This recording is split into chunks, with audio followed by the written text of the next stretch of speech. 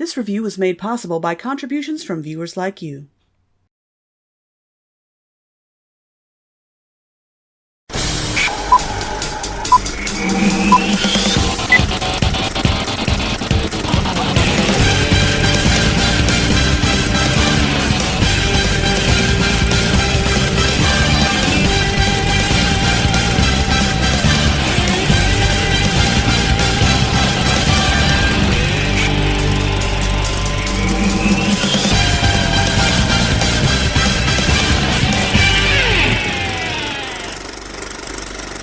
Hey guys, we reached our final installment of Barbie Show. For this year, anyway.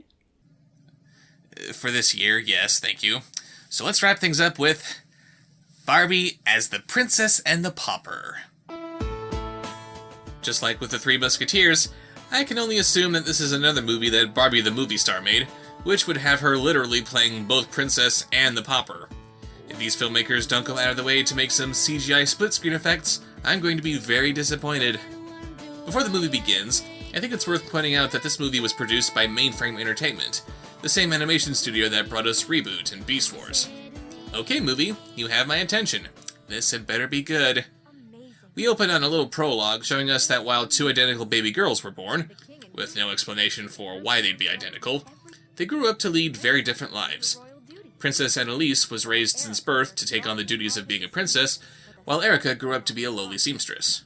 Of course, it isn't long before Annalise sings a song about how difficult her life as a princess is, and I want to feel her plight, but all we've seen so far is one of her little cronies here reading off a list of things to which she has to attend. Can we actually see how hard it is being a princess?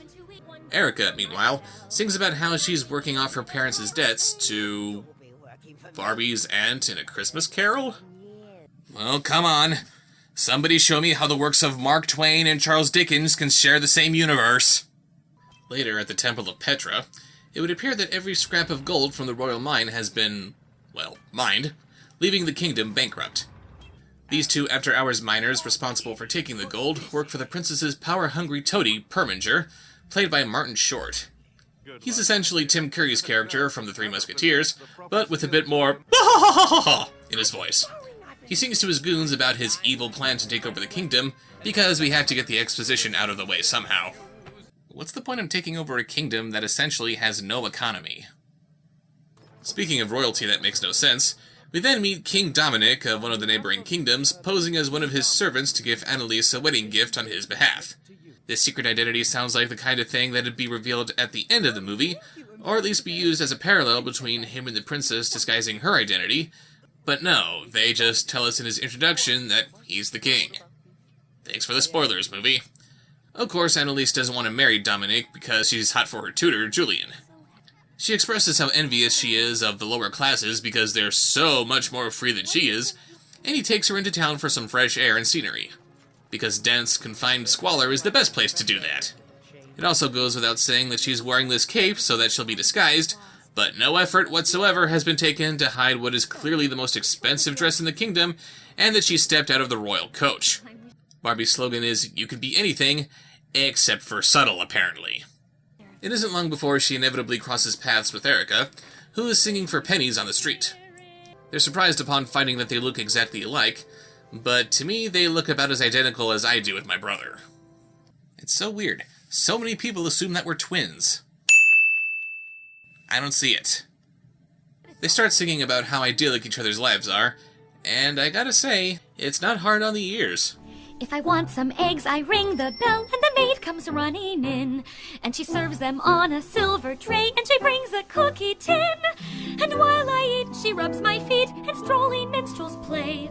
But I'd rather be in my library reading science books all day.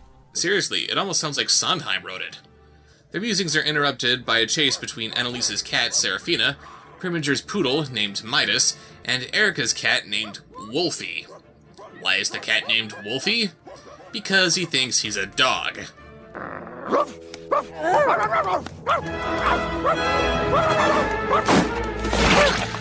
So just to recap, we have two women who look identical, two goons who are identical, a duplicitous prince, and a cat who thinks that he's from a different species entirely. Because everyone in this movie has to be two of something? Oh, there you are. Did I just hear your cat bark? He, has a style all his own. No, Tim Burton has a style all his own. That cat is barking mad. Later that night, Premiger's goons use a toy mouse and a little wooden box to capture Serafina. We did it. Let's go. Good. Our job is to capture the princess, not her cat. Yes.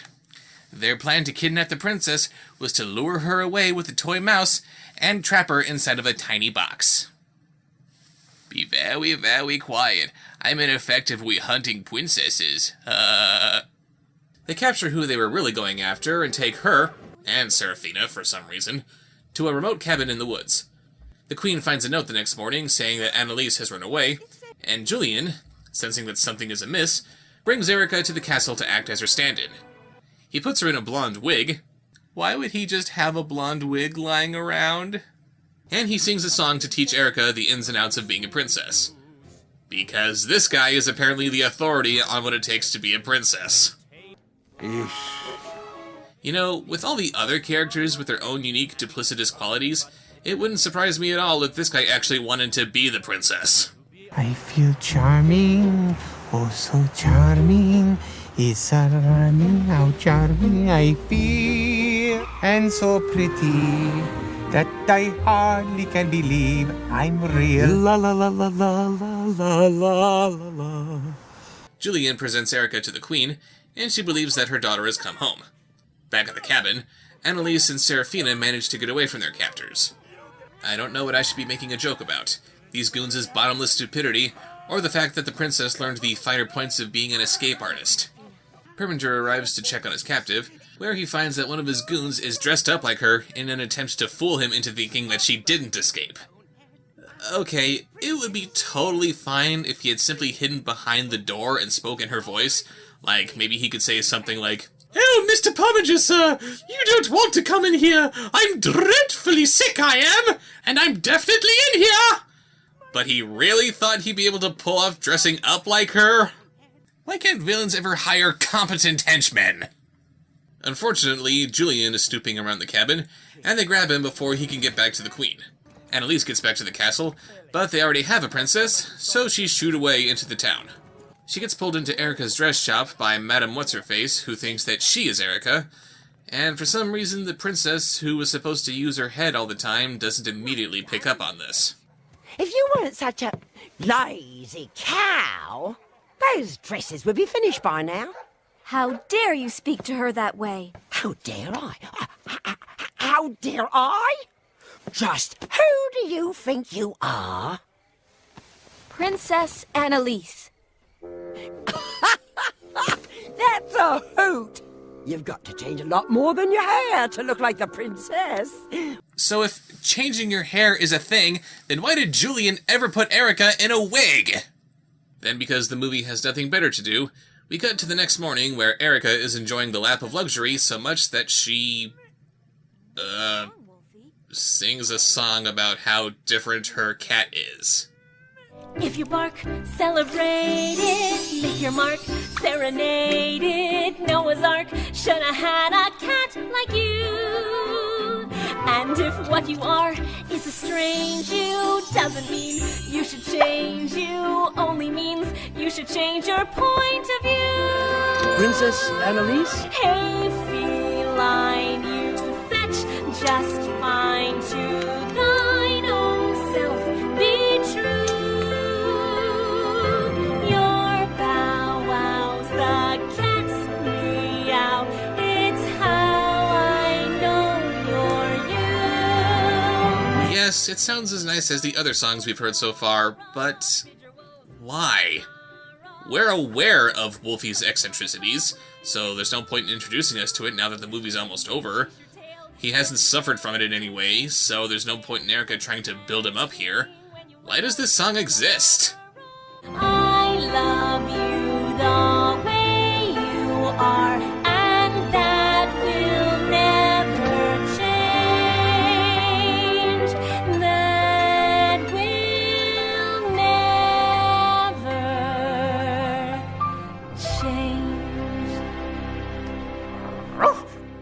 That's my boy. Or was that supposed to be a love song for her cat? Erica is introduced to King Dominic by name. The honor's mine, King Dominic. Please, just call me Dominic. I'm sure you're wondering why I disguised myself as a page. I wanted to meet you without all this ceremony, to get to know the real you. Oh yeah, you've done such a good job of that, haven't you?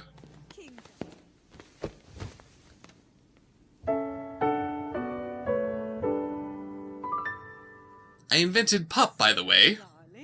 Once a lass met a lad, you're a gentle one, said she. In my heart I'd be glad if you loved me for me. Oh, if only he loved me for me! Aren't you lying to him by not saying who you really are? Oh! Annalise, meanwhile, sends Serafina to the castle with a note to send someone to bring her back, only to have it be intercepted by a Preminger, who kidnaps her again and takes her to the royal mine. Whoops. He throws her into the same mine shaft in which Julian is being held, and while we clearly see that the door opens into the room, Julian tries to push it out. Good to see him put that highly intellectual brain of his to good use. Speaking of using their brains, while it was Perminger's original plan to become the king by marrying Annalise, now he's planning on marrying the queen. Why didn't he just make that his plan at the beginning?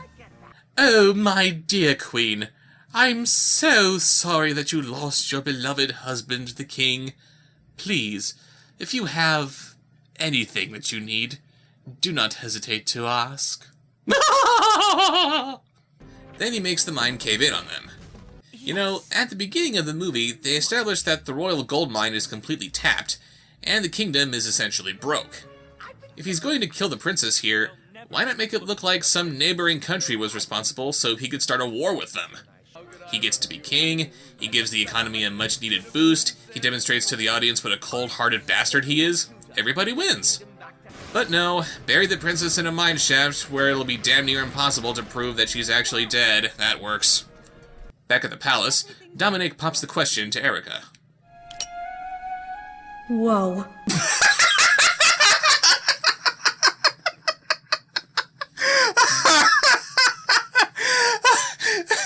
Oh my god!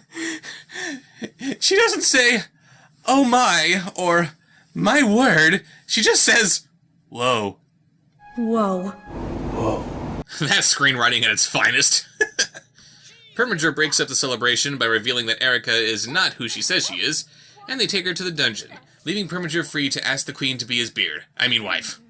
Well, your good luck has departed, and your people soon will starve. Au revoir to your foie gras and cheese fondues. But because I'm so good-hearted, half my fortune I will carve. I feel your pain, so how can I refuse? But to give me some incentive, there's just one thing I require, and it's something that you never even use. And it's nothing that inventive, just the one thing I desire. This simple crown, yes, how could I refuse? Oh, don't let your spirits falter, I've a ring box in my hand, and I've booked a band, so grab your dancing shoes. And come with me to the altar, save the kingdom as you planned. Yes, marry me, for how can you refuse? How could she refuse? Like this. No, ew. Meanwhile, Annalise and Julian are trying to dig themselves out of the mine, and Wolfie succeeds in digging them out of the mine. Of course he does. Julian accidentally floods the shaft. Way to go, genius. While Erica MacGyvers a way out of her jail cell. Way to go, genius. They all converge on the Queen's wedding. They sure threw that together pretty quickly, didn't they? And Preminger makes a break for it. But the horse ends up saving the day more than Julian or Dominic, and he brings Preminger right back so he can be taken away. So all's well that ends well as Annalise gets to marry Julian, Erica gets to marry Dominic, and no one cares about systematically undoing generations of royal traditions or customs. And as a bonus, Annalise reopened the royal mine so that they can dig up geodes. Yeah, remember those little half rocks that you saw on the desk of your middle school science teacher, which aren't anywhere near as valuable as gold? They're going to stimulate the economy with those things instead of confiscating all the gold that Preminger stole over the years. Hooray? So that was Barbie as the Princess and the Pauper. And And just like in the last review, this was a weird one. Once again, I find myself asking what was the point of adapting this classic story into a Barbie movie, and not making the Barbie character have anything to do with the story. Yes, she's in it, but anyone could have played these characters. The animation's okay, though I would have expected a little bit better from Mainframe at this point, and the songs are nice enough, but otherwise, this movie was just a waste of time. The characters are bland, the villain's a moron, that dog-cat thing was just weird, and it takes away the social commentary that the original story had. This would be a great opportunity for the princess to learn how bad off her people really have it, but no, screw that. The important thing is that she got to marry her teacher. That's what this story was all about. Dare to dream, girls. Dare to dream. Thank you for joining me for Barbie Show. This was quite the experience, and after all of this, I now have a better idea of what movies for little girls should and should not be. It would appear that I'm going to be doing this again next year. Yes, you will be. Yes, dear. But for the time being, I gotta get out of all this pink. See you later. Coming to DVD and video, it's Barbie as the princess and the pauper. Just like you, just like you, you're just like me, you're just like me. Coming September 28th to DVD and video. Includes a bonus CD with 7 songs from the movie while supplies last. Barbie is the princess and the pauper. 2 hearts that sing. My size Barbie and me. A dress for me, a gown for you. We trade. Now I'm a princess too. 2 hearts that sing. My size Barbie and me. My size Barbie doll comes with 2 outfits and is 3 feet tall. In her first ever movie musical, The Princess and the Pauper, Barbie sings. Annalise sings of hope. When you live your dream, you'll find destiny. Erika sings of love. I love you always. And they really sing a song together. I'm just like you, you're just like me. Yes, I am a girl like you. Dolls sing 2 songs each. Dolls and playsets each sold separately. Introducing Serafina, the only kitty who really talks to the Barbie Princess and the Pauper movie and you. The movie is starting. Long ago and far away. I love this part. A kitty that sings. If you love me for me. Serafina and me. Would you kiss my nose? Mwah. Serafina plush cat talks and moves with a movie or when you pet her. Batteries not included. Movie sold separately.